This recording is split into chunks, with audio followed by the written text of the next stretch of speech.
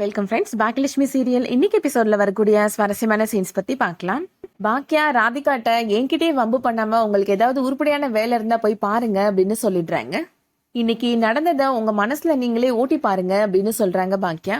உங்களோட கோபம் பயம் இதனால இன்னைக்கு மயு ரொம்ப ஹர்ட் ஆயிருக்கிறா அப்படின்னு சொல்றாங்க.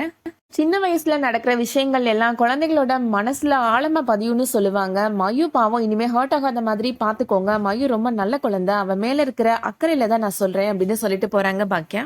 அடுத்ததா பாக்கியாவோட இங்கிலீஷ் கிளாஸ்ல நடக்கிறத காமிக்கிறாங்க.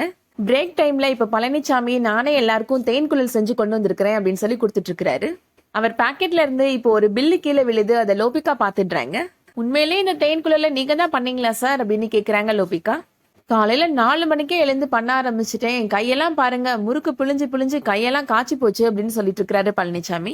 ஏதோ பேக்கரியில இருந்து தேன் குழல் வாங்கியிருக்கிறீங்க, பில் என் கையில இருக்கு அப்படின்னு சொல்றாங்க லோபிகா.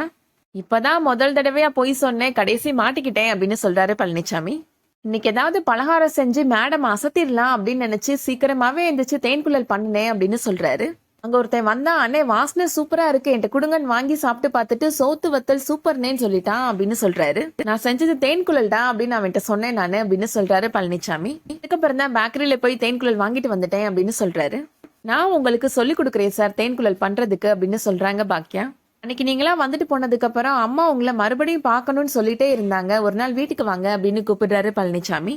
பாக்கியா லோபிகா 2 பேருமே இப்போ பழனிசாமி வீட்டுக்கு போறாங்க. அம்மாவை பார்க்க வரேன்னு நீங்க சொல்லியிருந்தீங்க, ஆனா இப்படி உடனே வருவீங்க நான் எதிர்பார்க்கல அப்படின்னு பழனிசாமி சொல்றாரு. அங்க பார்த்தா அவங்களோட அம்மா பத்திய சாப்பாடு சாப்பிட மாட்டேன் அப்படின்னு சொல்லி அடம் பண்ணிட்டு இருக்கிறாங்க.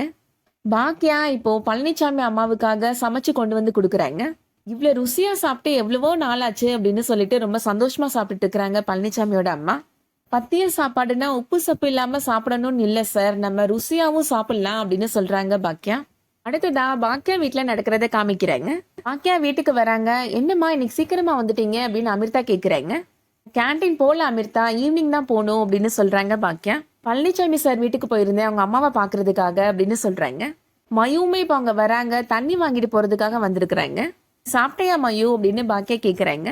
அம்மா பிரெட்டும் ஜாமும் வச்சுட்டு போயிருக்கிறாங்க, நான் அதுதான் சாப்பிடணும் அப்படின்னு சொல்றாங்க மயு. இது சாப்பிட்டா உனக்கு போதுமா அப்படின்னு கேக்குறாங்க பாக்கியா. நீ அதை அப்புறமா சாப்பிடு, இங்க ஏதாவது சாப்பிடுறியா அப்படின்னு கேக்குறாங்க பாக்கியா. இல்ல ஆன்ட்டி பரவாயில்ல அப்படின்னு சொல்றாங்க மயு. என்ன பரவாயில்ல, ஆன்ட்டி சமைச்சு கொடுத்தா உனக்கு பிடிக்கும்ல அப்படின்னு சொல்றாங்க பாக்கியா. மயுவுக்கு இப்ப சாப்பாடு கொடுக்குறாங்க பாக்கியா. நல்லா படிக்கிறியா மயு, ரெகுலரா ஸ்கூலுக்கு போறியா அப்படின்னு கேக்குறாங்க. லாஸ்ட் டைம் நான் ஸ்கூல்ல வச்ச டெஸ்ட்ல மேக்ஸ்ல 100 out of 100 வாங்கினேன் ஆன்ட்டி அப்படின்னு சொல்றாங்க மயு. அவ்வளவு பிரில்லியன்டான ஸ்டூடெண்டா நீ அப்படின்னு அமிர்தா கேக்குறாங்க. ஆமா மயு ரொம்ப நல்லா படிப்பா அப்படின்னு பாக்கியா சொல்றாங்க.